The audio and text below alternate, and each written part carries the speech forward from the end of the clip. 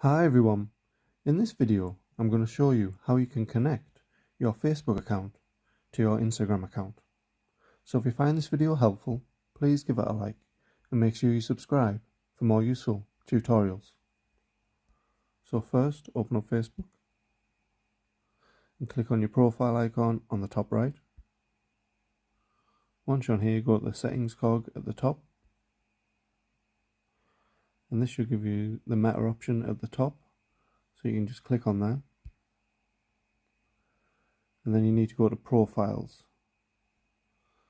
So this will just bring up a list of all the Meta accounts that are connected with this. So it'll be Facebook and Instagram. So all you need to do is click on your Instagram account. Then at the bottom, again, click on your Instagram account. Then it'll give you the option to sync profile. So just turn that tab on.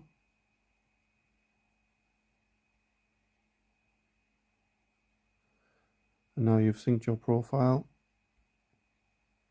to your Instagram account. So that's how you can connect Facebook to your Instagram account. Thanks for watching.